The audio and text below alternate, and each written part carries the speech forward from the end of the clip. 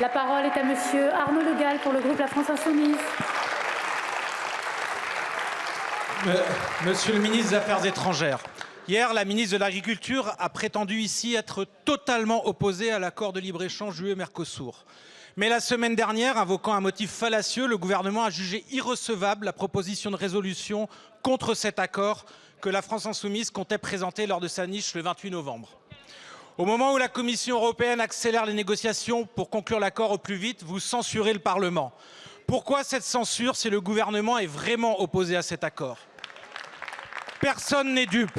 À chaque échéance électorale, Emmanuel Macron a fait mine de s'opposer à cet accord d'un autre âge. Mais rien n'a été fait pour mettre fin aux négociations. Car au lieu de vous opposer réellement à cet accord, vous entretenez le mirage de clauses miroirs et autres conditions en pratique inapplicables.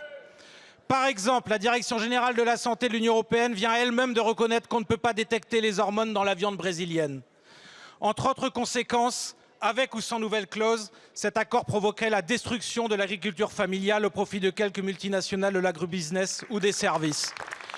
Il entraînerait un flux massif de denrées de mauvaise qualité produites dans les pires conditions sociales et écologiques. Ce traité massivement rejeté de part et d'autre de l'Atlantique servira les seuls intérêts de quelques grandes firmes. Il est anachronique. Le temps du libre-échangisme triomphant est révolu.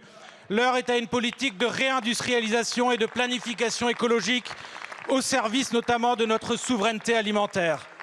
Alors, vous engagez-vous sans détour à empêcher que cet accord soit adopté? Êtes-vous prêt à bloquer les négociations? Et si malgré tout cet accord est adopté, allez-vous, une fois de plus, dire qu'on ne peut rien faire, qu'à Bruxelles décide à notre place, ou désobéirez-vous enfin? La parole est à Monsieur Jean-Noël Barrot, ministre de l'Europe et des Affaires étrangères. Ils ne sont pas encore ratifiés. Madame la Présidente, Mesdames et Messieurs les députés, Monsieur le député Arnaud Le Gall, je partage certains des termes que vous avez utilisés. La réindustrialisation, la souveraineté alimentaire, voilà l'agenda qui est celui de la France depuis 7 ans dans les institutions européennes. Et s'agissant de l'accord avec les pays du Mercosur, la position de la France est claire et elle est constante. Cet accord n'est pas acceptable en l'état. Le président de la République l'a rappelé à de maintes reprises. Le Premier ministre est aujourd'hui même à Bruxelles pour le redire à Ursula von der Leyen. Et de nombreux parlementaires se sont exprimés encore tout dernièrement dans une tribune qu'ils ont été plus de 600 à signer. D'abord parce que les garanties que nous exigeons depuis 2019 ne sont pas réunies aujourd'hui. L'accord de Paris doit être un élément essentiel de l'accord et en cas de violation de l'accord de Paris, l'accord doit pouvoir être suspendu.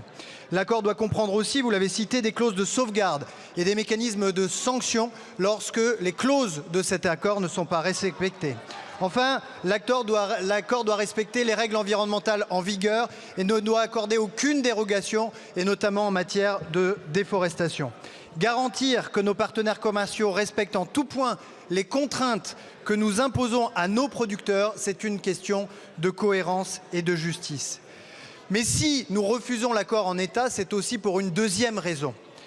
C'est ensuite parce que nous refusons que la Commission s'écarte du mandat que le Conseil lui a confié, celui de négocier un accord d'association qui nécessite l'unanimité des États membres et la ratification par les parlements nationaux. C'est une question de démocratie.